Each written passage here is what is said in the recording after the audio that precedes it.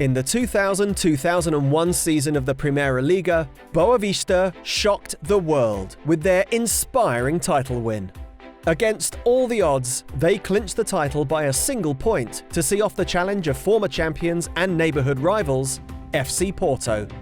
BOAVISTA are based in Oporto, Portugal's second largest city, with a population numbering more than 263,000. However, the club could not claim to be the best supported team even in Oporto, much less Portugal, since they shared the city's fan base with fierce rivals FC Porto, one of the big three, os Três Grandes, in Portuguese football. Being local rivals to FC Porto meant that BOAVISTA were very much underdogs, and the thing they were most known for was their distinctive black and white checkered shirts. Therefore, the fans had a tough time watching their rivals win game after game and title after title.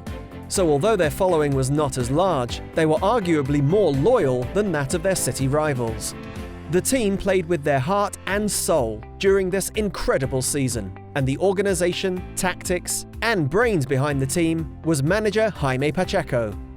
Pacheco was no stranger to the game, having played as a midfielder for 20 years between 1975 and 1995, and finishing up with 305 appearances and 19 goals. When he moved on to managing BOAVISTA, he swiftly guided them to great success. In his first full season of management in the 1998-99 campaign, Pacheco steered the team to second place, equaling their best ever league finish back in 1976. This meant they took part in the 1999-2000 UEFA Champions League and managed another strong campaign in the league that year, finishing in fourth.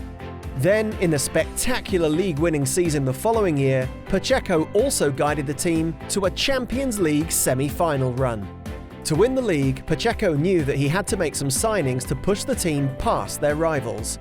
Some of the most notable ones are Elpidio Silva and Duda, who were the club's two top goal scorers that year, Silva with 11 and Duda with 10, as well as contributing a couple of assists apiece. Silva was signed for £630,000 from Braga, and Duda was brought in from Alverca, signed for an undisclosed fee.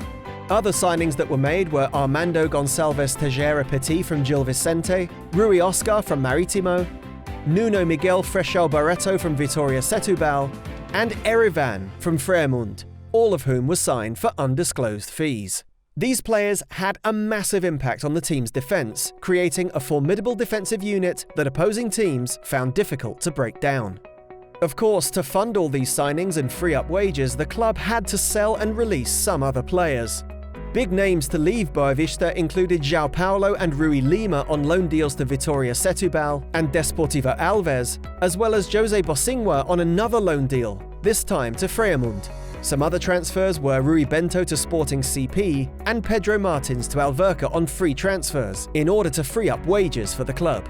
Aside from the team's new signings who impacted the team in a phenomenally positive manner, the standout player in BOAVISTA's title-winning season was the Bolivian attacking midfielder Erwin Sanchez, who contributed an impressive 9 goals and 4 assists in 33 appearances, missing only one league game the whole season.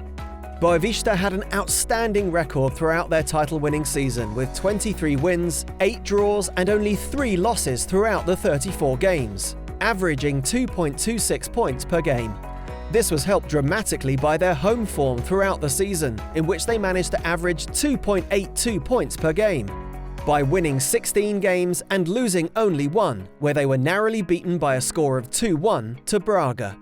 Their success in the season came down to a combination of their defensive ability and the ability to attack as a team, scoring 63 goals, 1.85 per game, and conceding only 22, or 0.66 per game. Throughout this jaw-dropping campaign, BOAVISTA managed a 16-game unbeaten run and a home unbeaten run of 15 games. And it was their ability to not only win games, but also not to lose them, that granted them the title. Their success in the league did not come without a significant price tag, because as well as their signings, BOAVISTA's stadium, Estadio do Bessa, was under renovation from 1999 to 2003, overlapping the title-winning 2000-2001 season.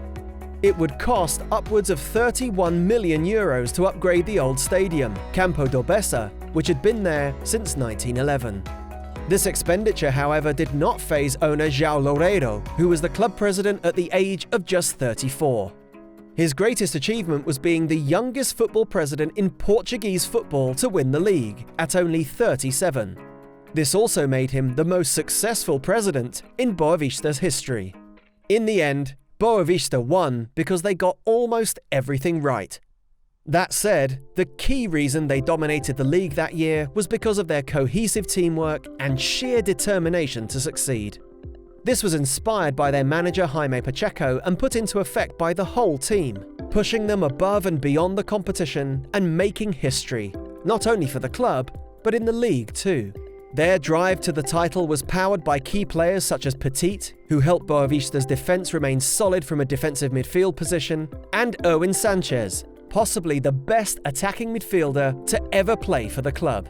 This enabled the team to remain strong and creative throughout the season, while their reliability and lack of injuries meant they were able to remain consistent throughout all 34 games. Being the 5th team to ever win the league and the 4th and only team outside of the top 3 to win the league in recent times, it goes without saying that the 2000-2001 season will always be remembered as legendary by the fans of As Panteras.